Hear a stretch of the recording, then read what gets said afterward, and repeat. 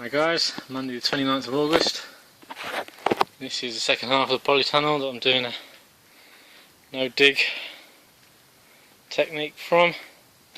I rotated in all of that horse manure that I put down, and then on top I've put just a few bags of compost because I had them just kicking around. There's new grey patches here, that's just wood ash.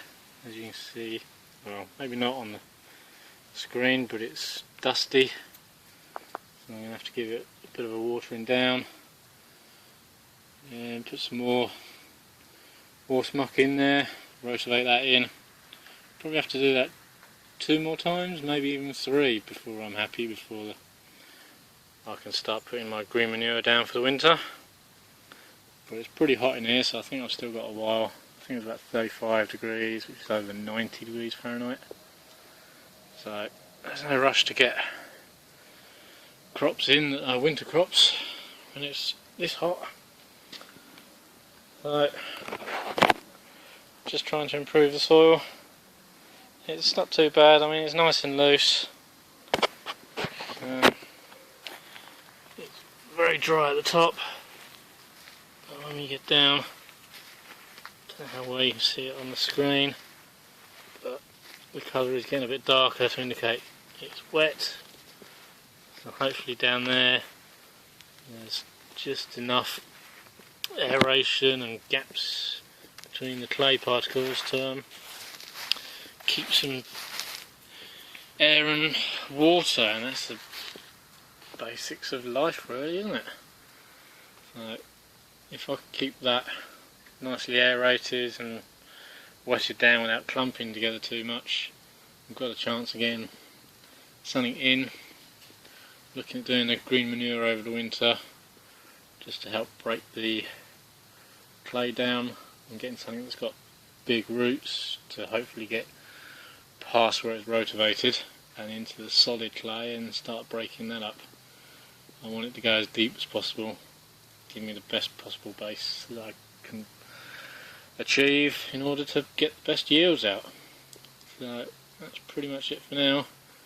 I'll be lugging more horse manure down here and rotivating that in over the next few weeks, I think, and then I'll give you an update as to how I'm going to progress it from there. At the moment it's just all manual work.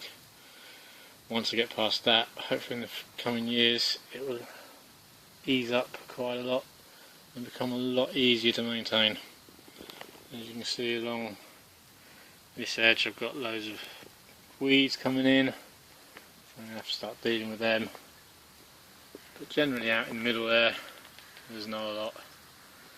This is probably just a weak spot where the weed membrane wasn't down, and so I haven't picked up the weeds very well. What I have done is transferred all the pebbles over to here. As you can see there's a lot of weeds growing.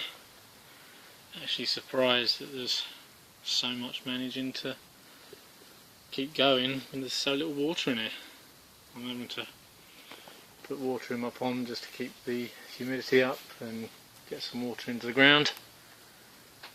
And this back here, this is a big pile of stones that were moved from the grow area. As you can see, littered with weeds, and I'm actually surprised there's any water at the top. I would have thought it would have filtered all the way down, but I guess if there's soil in there, and as you can see there is some dirt, it's just enough to hold on to some water and provide these with enough moisture to survive. I mean, they're not doing very well. They're limped over, as you can see.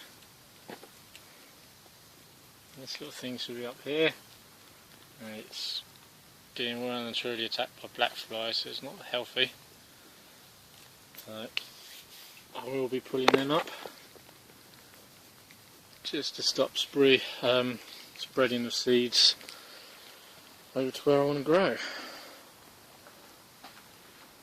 Not overly worried about thistles because, well, they have nice big tap roots and that helps break up the soil.